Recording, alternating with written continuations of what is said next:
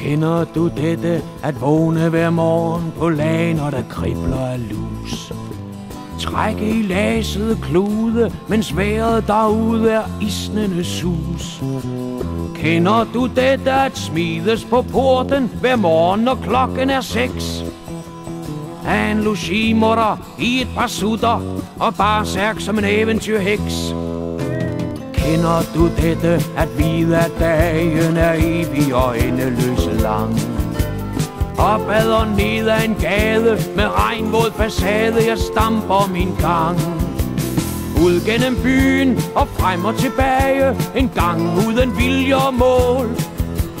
Ende ved aften med resten af kraften i logihusets brændevinskrål. Kender du dette, at vandre omkring i en evig og sugende sult? Se på de fyldte butikker, hvor varerne ligger på disk og på pult. Kender du dette, at lemmerne krymper sig sammen i kuldskærdrag? At glasernes lapper er isede tapper, der stivner fra dag til dag. Er man snil, kan man stjæle lidt varme et sted i et gudsøndens hus.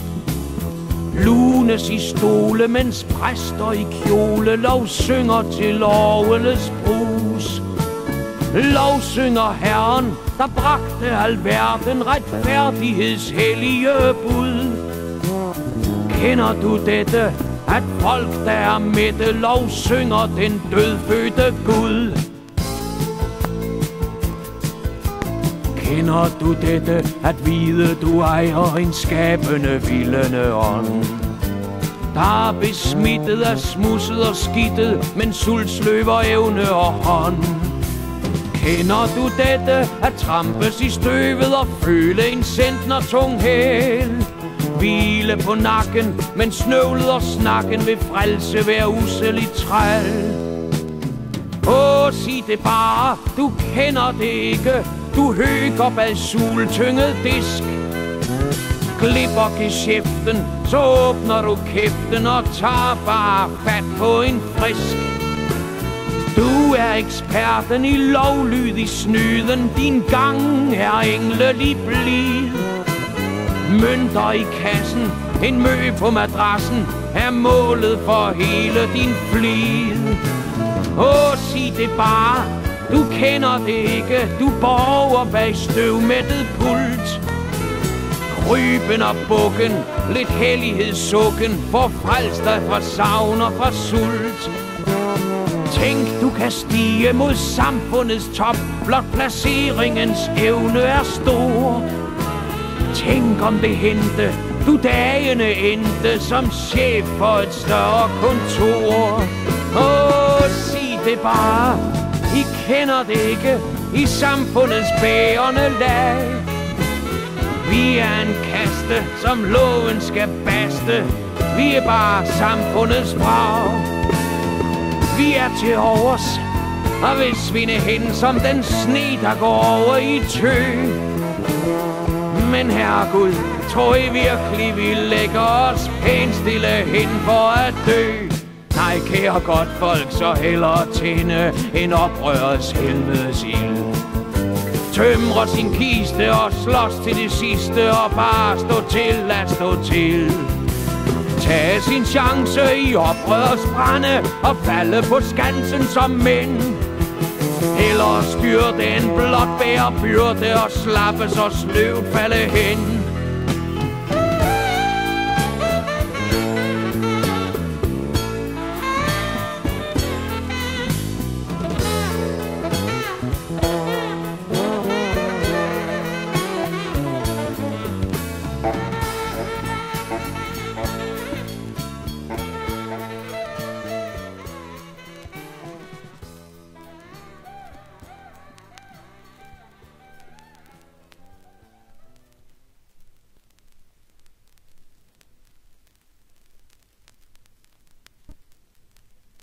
Jeg sidder alene i stuen og bare stilheden gror. Bare så stille derude, hvor andre mennesker bor. Natten går gennem gaden og kommer så ind til mig. Færdig er dagens timer med al deres ud og hej. Al deres jagt og jagen og stræb efter mønt og magt. Al deres slæb og sliden og tidens tordnende takt.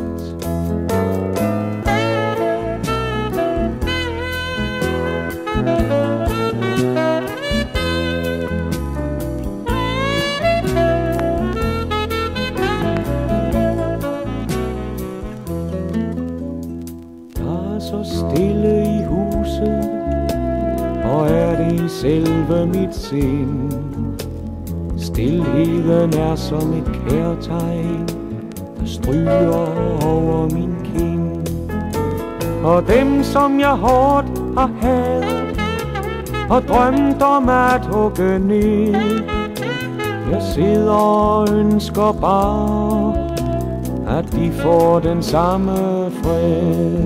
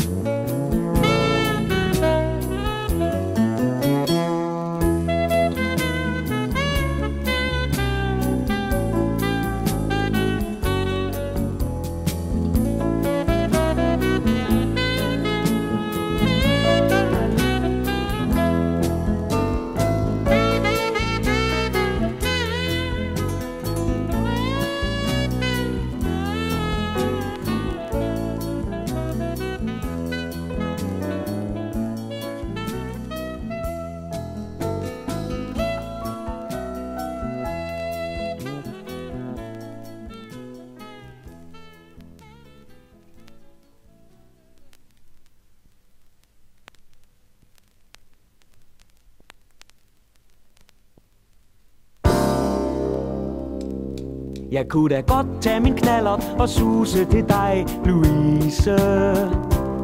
Og jeg kunne nappe min banjo med og synge en kærlighedsvise. Jeg har sådan lyst til at gøre det og stå neden for din altan en aften, hvor månen var oppe, og synge og spille som fan. Jeg ved jo da godt, at man siger, at vi er hårdkogte fyre, men lige på og hårdt på og alt det der, og at vi er slemme og styre. Og måske er der noget i det, måske har vi fået en læk. Alligevel det rumler sgu i os, sådan lidt gammeldags romantik. Jeg holder så helvedes meget og mægtig af dig, Louise. Fra den gang vi mødtes i bakkens fred, hvor kunne du danse og fnise. Jeg har jo da kendt andre piger med hæppen og med hurlumhej, men der var nu ingen af dem der var lige så gode som dig.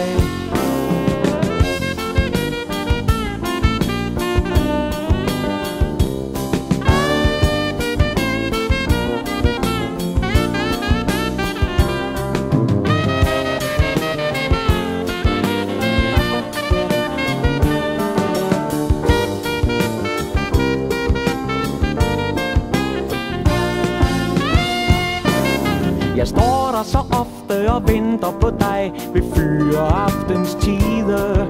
Når du så kommer ud fra fabrikken, og du glider ind ved min side, så er det som hjertet det hopper, og jeg bliver sgu næsten frem. Og jeg ville så gerne synge sådan en aften ved din altan. Jeg ved godt det lyder hysterisk at synge sådan der ved din dør, og at du og de gamle derhjemme ville tro, at jeg var blevet helt skør. Men siden jeg så dig, Louise, er mit liv kommet helt på kant. For jeg elsker dig jo, Louise, ja, det er fandme så sandt.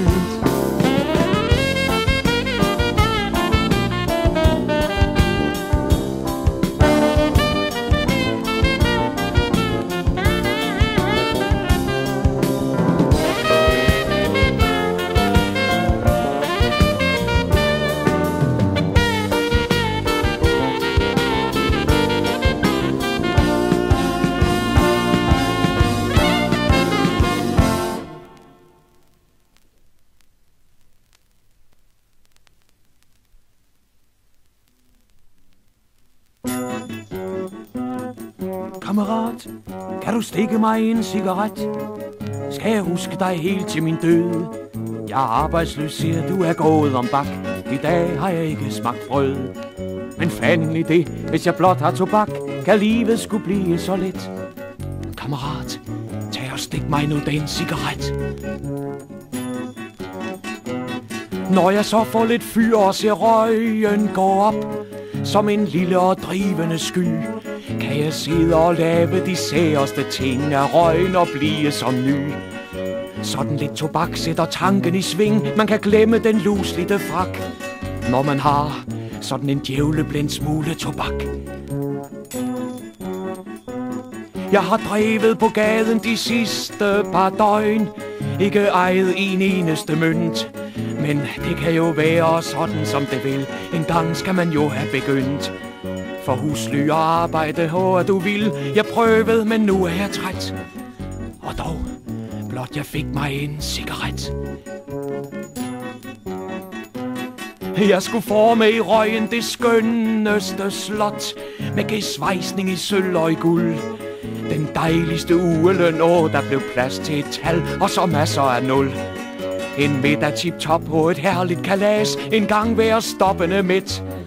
Kammerat, tag og stik mig nu den cigaret.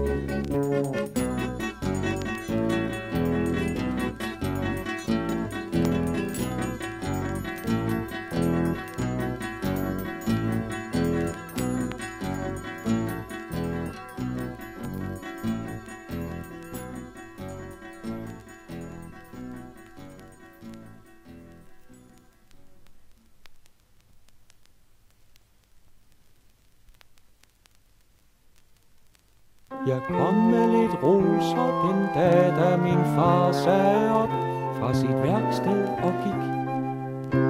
Han stod på sin plads til det sidste minut, stødt og roligt. Jeg så lig, mens han kiggede omkring, at han sagde farvel til det sted, hvor han år efter år havde passet sit job. Men nu sagde han op: jeg er gammel, min dreng, nu. Jeg går. Den gamle fortalte om dagens forløb, denne sidste af tusinders tog, og viste mig alle de gaver han fik. En pibe, en blomst og en bog. Kammeraternes gaver som håndslag og tak. Og på selveste chefens kontor fik han pæn skulderklap og en 100-lap og lidt fagre og festlige ord. Han viste mig ikke den 100-lap. Det var ikke et ondt ord, han sagde. Men jeg kender min gamle i tykt og i tyndt. Der var noget, der pinte den dag. Og så ringede fyraftens klokken, og han pakkede sammen på godt et minut. Og han så sig omkring til de daglige ting, mens han mumlede: tja, så er det slut. Kammeraterne indbød til afskedsfest. Frokoststuen var pyntet så pænt. Der var portvin og kager, cigarer og øl. Der blev sagt gode ord, der var ment. Der blev mindet så meget fra årene, der gik. Der blev takket og drukket og svedt. Med sin øl og cigar, sejt og stødt sad min far, mens han ærligt talt tudede lidt. Så det sidste hurra, det sidste farvel, og et håndslag fra hver enkelt mand. Så gik vi, min gamle og jeg, for os selv, mens vi sludrede, som vi to nu kan. Og vi fandt os et værtshus, et jævnt lille et, hvor vi sludrede i syd og i nord. For en ting slog vi klap, denne 100-lap, den blev ikke berørt med et ord. Den blev ikke berørt med et eneste ord, og vi tænkte slet ikke på den. Men den lå som usynlig på vort bord, mellem øllerne flydende hen. dette kolde og kyniske stykke papir, denne lap for de 50 år. Men den gamle sagde skål, jeg giver saltede ål og en snaps til, for inden vi går. Det var ruskregn på gaden, edder surt vejr, da vi stod der og sagde farvel. Så var den dag forbi, og min gamle gik ud af mig for sig selv. Og han vendte sig om, og jeg vinkede lidt, og han vinkede igen, ha' det godt. Mens ruskregnen rev, mens byerne drev, og facaderne gemtes i gråt.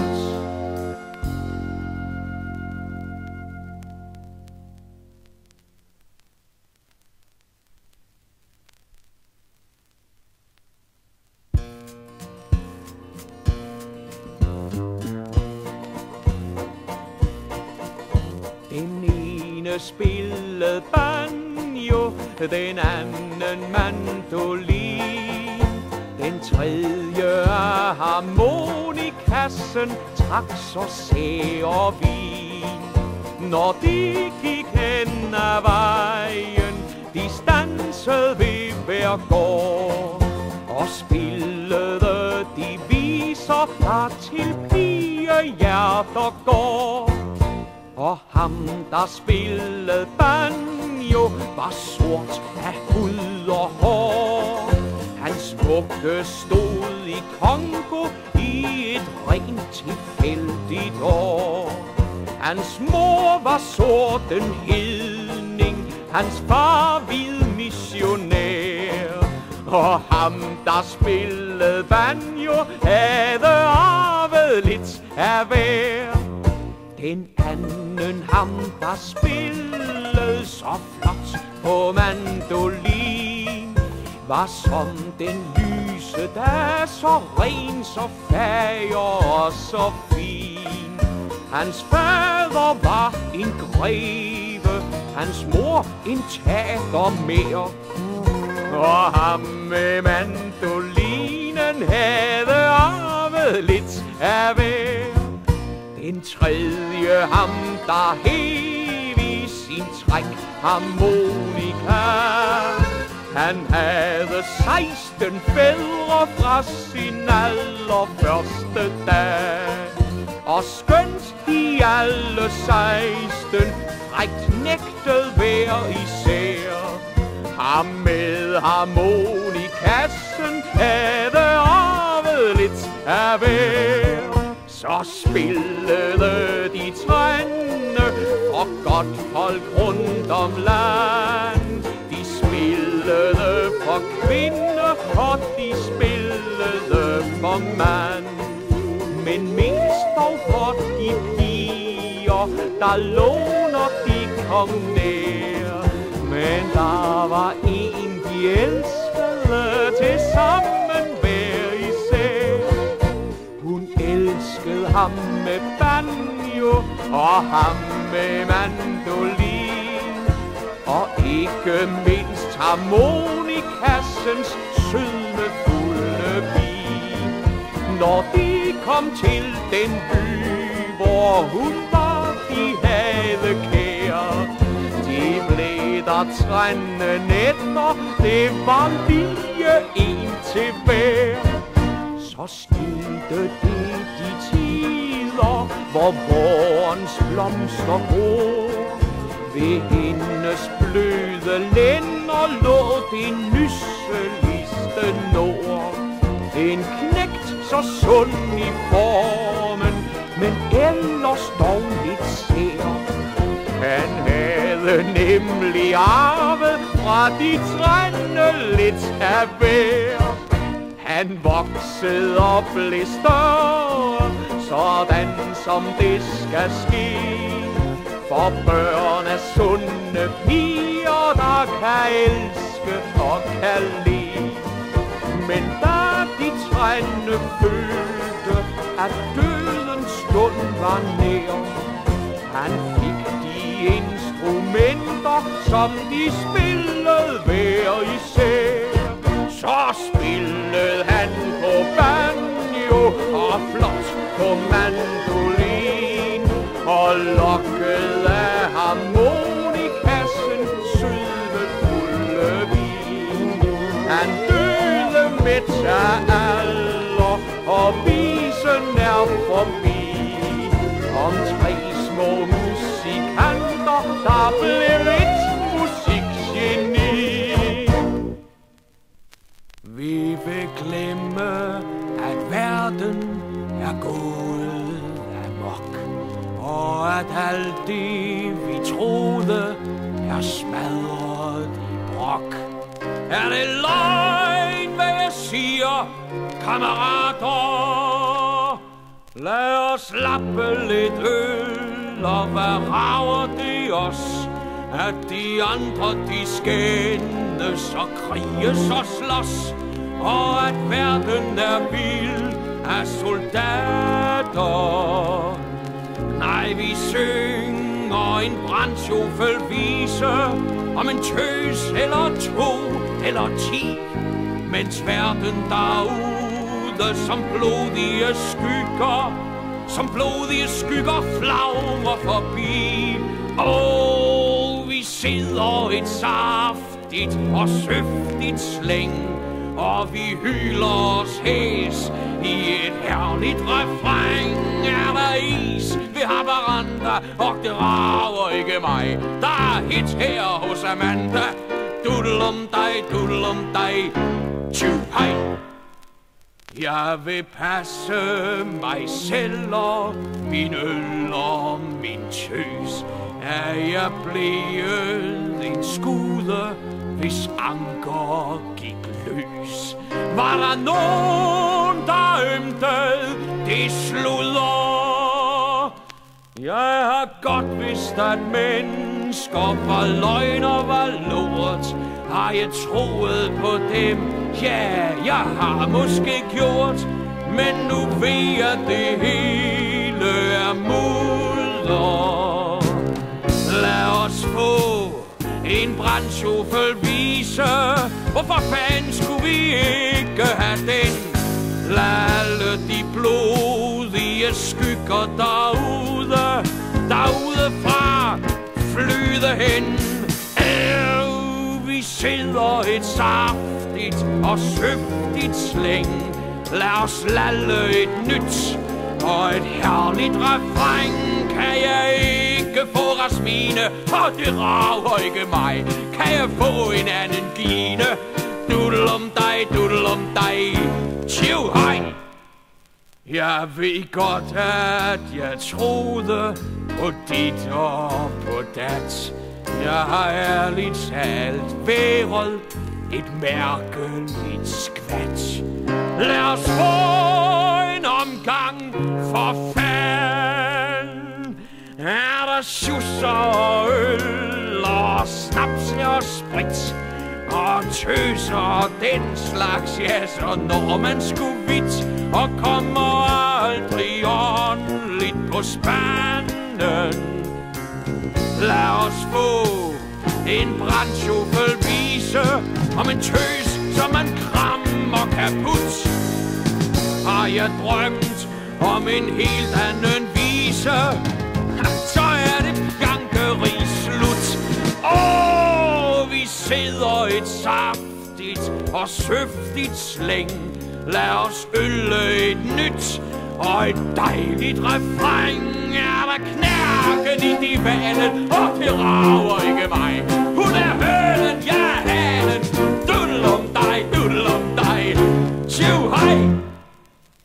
Der er noget, der pusler, når glasset er tyndt. Og jeg ved, det er drømme, jeg engang har drømt. Det rører mig ikke en bønne. Jo, de plager og piner, sviger og slår. Det er alle de drømme fra unge år, for de var jo så mærkeligt køn. var som en strålende vise om en verden i sol og i sang, og slet ikke blå fjerne syner, men mål som jeg nåede engang. Jeg blev gråt af min drømme, gik helt i kvads, og min fane blev slidt til så lurved en las. Men jeg ved, de aldrig visner, og de lever dybest der, hvor jeg synes, at alting isner, at undergang er nær. Men jeg ved, de aldrig visner, og de lever dybest der, hvor jeg synes, at alting isner, at undergang er nær. Ja, der.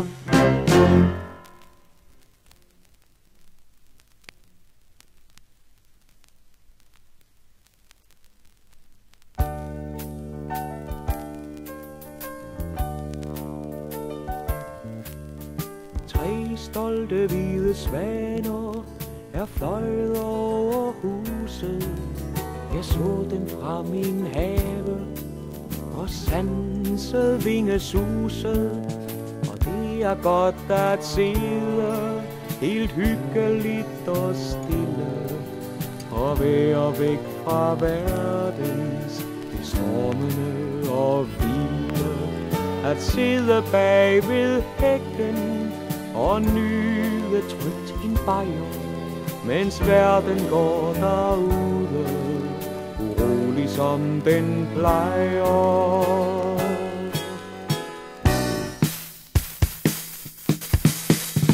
Men disse stolte svaner, de vingeslag deroppe, højt over husets skorsten og havetræers toppe, det er som om de lokker til fart på store vidder. Langt bort fra denne have, hvor jeg stilfærdigt sidder. Langt bort fra denne bajer, det er som om jeg aner en trang til festlig himmelfart, som disse stolte svaner. Der bliver så trangt i haven, det er som hækken strammer. Det er som tanker fødes, der ildner op og flammer. Jeg lister ind i huset. Må nu min skæbne drejer? Nej, jeg går ned i kælderen og tager en ekstra bajer.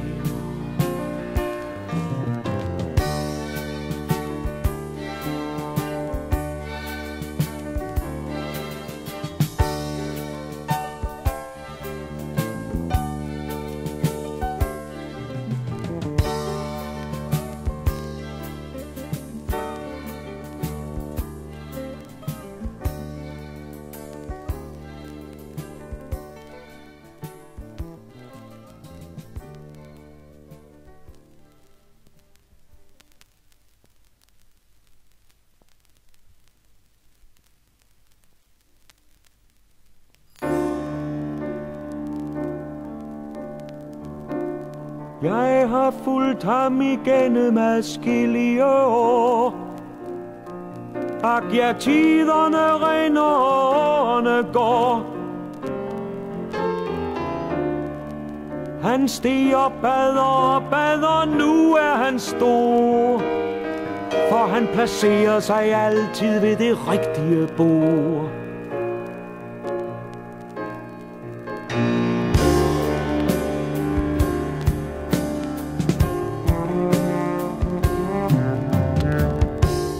Jeg kan huske fra den gang i ungdommens tid, hvor vi andre var hede af storm og af strid.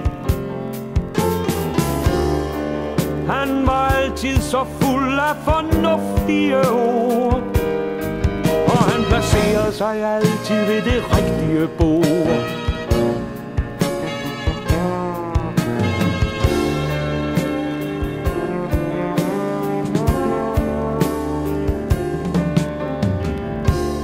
Kom han ind i en sal, så han nøgternt omkring, og så satte han straks sine tanker i sving.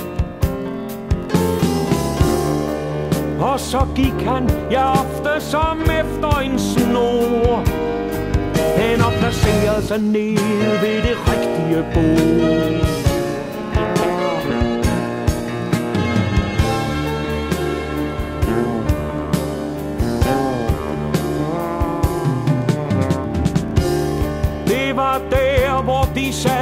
var forrest i front. Og hvis ord havde vægt i den daglige dont, og de så denne yngling, der gik der og spor, og som altid placerede sig ved det rigtige bord.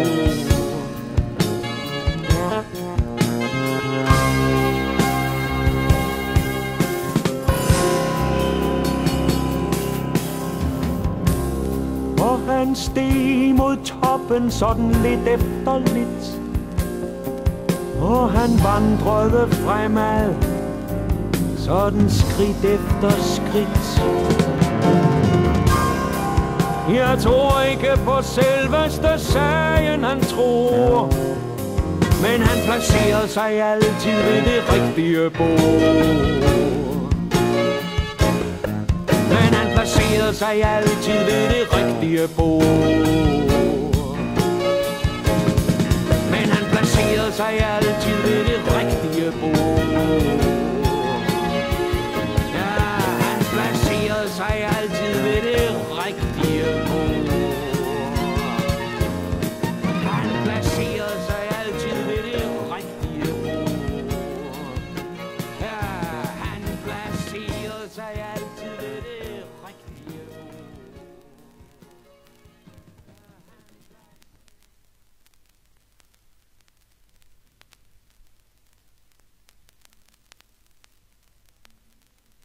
Dengang da jeg var ung, min dreng, jeg stod på samme sted, i samme kø, der bugtede sig i gaden op og ned. I samme kø, der syntes så uendelig og lang, med samme døde strofe, som er håbløshedens sang. Jeg stod der i den samme kø, jeg stod der gang på gang, og nu og der et lille job, en lille håbets klang. Men køen var der stadig, dreng, jeg kom igen, en gang den varede et år, der drevede sig hen. Og håbet blev en falmet fugl, forpjusket som af regn, og gaden, byen, verden blev en håbløshedens egen. Hver dag den samme fandens kø, den samme døde gang, den samme kø, uendelig og lang. Nu tager du, dreng, min gamle plads i køens lange led, og slægten, den har talt sig stor og bunende og bred, om fremskridt, ja, og alt det der, og noget godt er set, men køen står der stadig, som om ingenting var sket. Min slægt har talt de store ord om frihed, ret og tro, men frihed til at stå i kø får intet til at gro. Hver mand sit job, det var et krav så enkelt lige til, men det blev altså bare smuld i livets store spil. Jeg blev en grå og gammel fyr, lidt kynisk og lidt kold, og mange store tanker, ja, de gik jo fan i vold. Men køen der, jeg så den gang på gang, og følte altid som om svøber hårdt mod hjertet sprang. Nu står du i den samme kø, og år er gået hen, den samme kø, igen. Og folket taler ord og ord om frihed, ret og tro, men frihed til at stå i kø får intet til at gro. Jeg blev en grå og gammel fyr og slap i knæ og sind, men rejser du mod køen, dreng, den store oprørsvind, den stærke storm, det vilde vejr, der hujer over vej, så går jeg med på marchen, dreng, i samme takt som dig.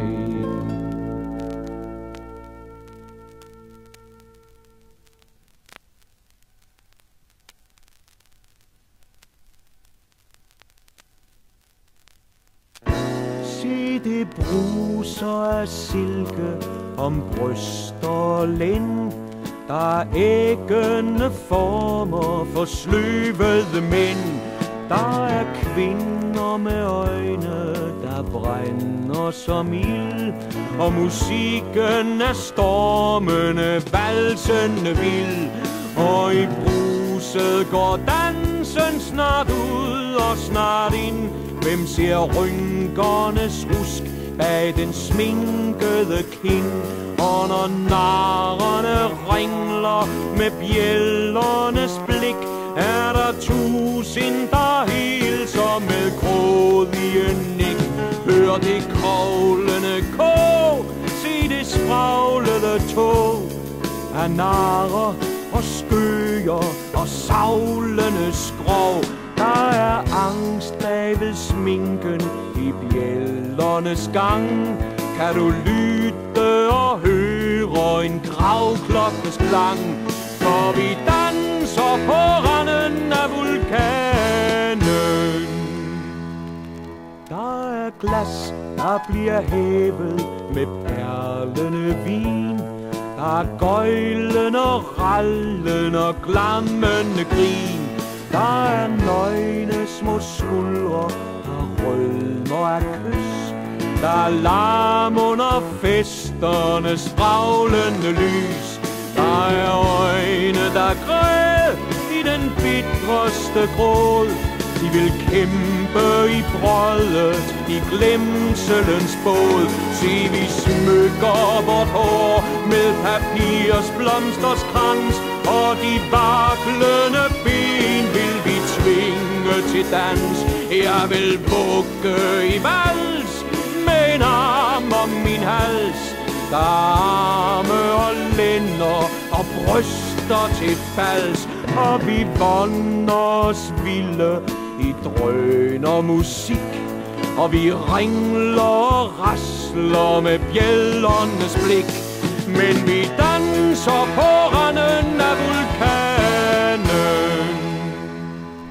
Vi er skygger, der engang har higet mod lys. Vi er børn af en tid, svøbt i tågernes gys. Men vi hujer som helte en karnevalsnat, med spraglende klæder og fjerprydet hat. For det brænder i blod, og det smerter i sjæl. Vi er børn, der skal trampes af tidernes hæl. Vi er klædte som narrer og froder i sang, mens vor jord vandrer tungt på sin Golgata-gang. Men når festen er endt, og blussen er brændt, og nætternes virvel til hverdag er vendt, skal vi dagkolde stanse og vågne igen, og vokse i sammenbid trods til de mænd, der skal sejre på randen af vulkanen.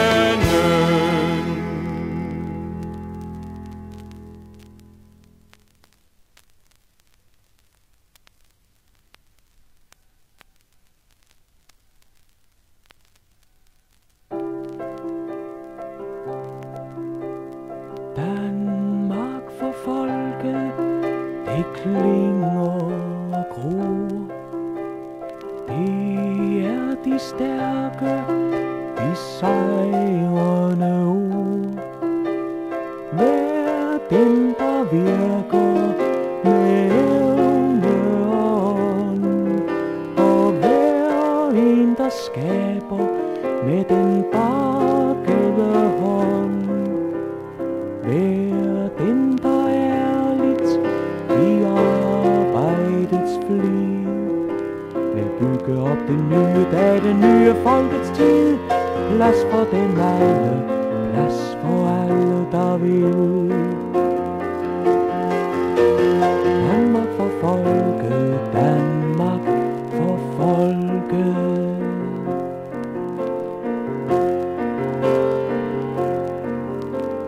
Danmark for folket, fra hytte og hus. Stærkt skal det stige, som vor vindens sus.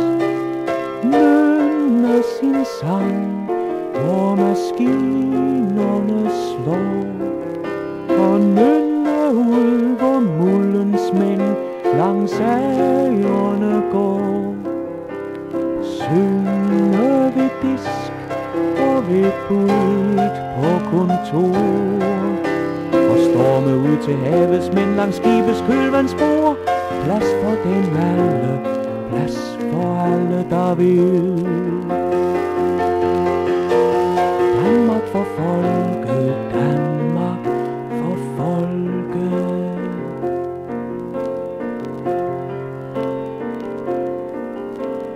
Danmark for folket, det klinger fra nord. Plads for os alle ved samfundets bord. Kamp imod dem, der vil storme og slå de frihedsløse skanser, som vort folk bygger på. Plads for hver tanke, der levende gror. Det er vores stærke tone i det store verdenskor. Plads for os alle,